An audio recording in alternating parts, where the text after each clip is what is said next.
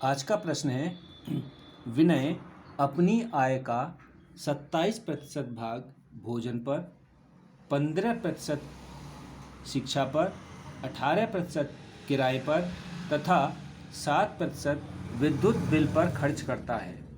तो कितना खर्च कर रहा है वो? 27% अपनी आय का भोजन पर, 15% शिक्षा पर, 18% किराए पर और 7% अपना विद्युत बिल पर खर्च कर रहा है। यदि वह 990 रुपये बचाता है तो उसकी आय क्या होगी? ऑप्शन ए 9000, बी है हमारा 9900, सी है 3000 और डी है हमारा 33000। और यह प्रश्न हमारा संभावित प्रश्न है। जवाहर नवोदय में प्रश्न ऐसे पूछे जा सकते हैं। तो देखो बच्चों, इनको सवाल को हल करने के लिए सबसे पहले हम क्या काम करेंगे, हम जानते हैं ज़्यादातर सभी संख्याओं के आगे प्रतिशत लगाए। तो प्रतिशत जो कुल आय होगी, वो कुल आय जो होगी बच्चों, वो कितनी होगी हमारी? 100%। कितना होगा? 100%।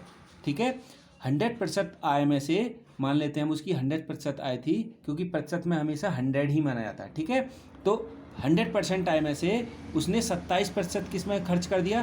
भोजन पर। 27% का खर्च कर दिया इसने भोजन पर। उसके बाद 15% उसने किस पर खर्च कर दिया? शिक्षा पर। ठीक है, उसके बाद 18% खर्च कर दिया उसने किराए पर।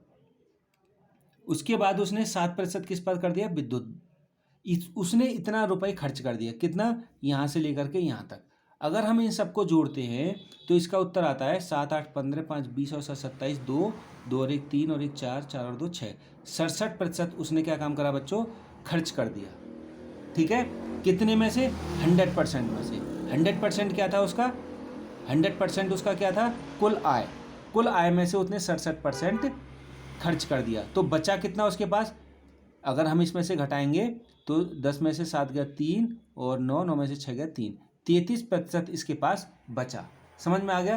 प्रतिशत की बात अगर हम करेंगे तो जो ये प्रतिशत दे रखा है संख्याओं के आगे, प्रतिशत हमारा 100 होता है। कुल आय हमने मान ली, उसमें से उसने 67% खर्च कर दिया, तो बचा कितना उसके पास? 33% उसका बचा।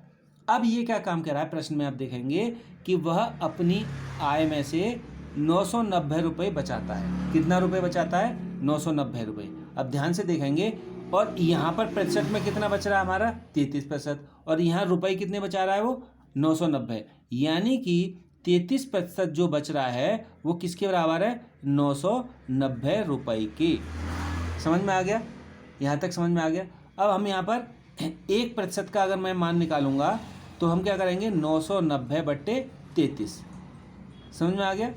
तो इसका उत्तर आ जाएगा 33 तिया 99, 30। तो 1% का मान बच्चों कितना आ गया मेरा?